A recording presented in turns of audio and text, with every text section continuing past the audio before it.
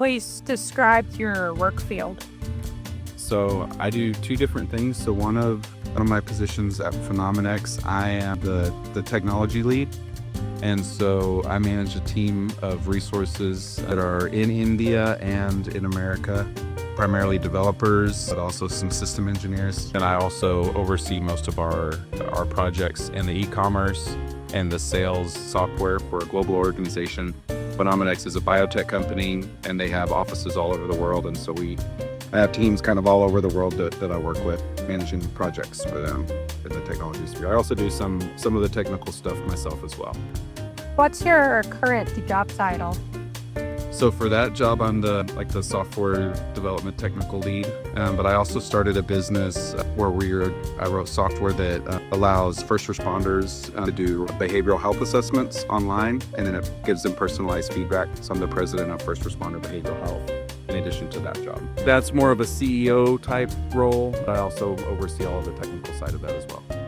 Please describe your particular job and duties. So at Phenomenex, I tend to take a lot of the technical or the business requirements that we get from the business side and translate those into technical details, and then oversee actually got implemented and built. And so I guide the resources, the technical programmers and the system engineers on how to actually accomplish the project. So I kind of help plan a lot of that, but then I also do some of the development and some of the implementation myself. What is your average work schedule? I still typically, most days, it's 8 to 5. I work remotely, very little travel, but there is sometimes I need to be in person at some of those sites. But for the most part, it's remote. I work mostly from 8 to 5, sometimes on weekends or in off schedule. We'll have to do a deployment of like a software upgrade or something that can't be done during business hours. With a global organization such as Phenomenex, we have offices in Australia and Europe and China and literally everywhere. And so there's never really an off period, but we try to most work deployments on the weekends. And so about once a month, I'll do a little bit of weekend work or some evening work. Sometimes I'll have meetings really, really early with people in China or really, really late with people in India. But for the most part, it's 8 to 5. Starting with high school, describe your educational background chronologically. So high school, I was the valedictorian of my high school in a small school, and then went to Texas Tech and got my degree in management information systems. So it's my bachelor's degree, which is in the College of Business, but it was their computer science, but in the business school. And so in addition to learning software development, programming languages and things like that, I was also taking finance classes and management classes. And then I ended up going to grad school at Texas Tech also and got my MBA, and was Master's of Business. So I've always been really interested in the business side in addition to the technology side. If you had to do it or related to your career and education, would you do anything differently?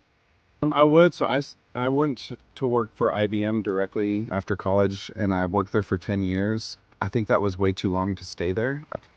In retrospect, I would have, once I felt like I wasn't growing and learning more, I would have looked to change careers. And so I think I stayed there too long. But other than that, it's been pretty good.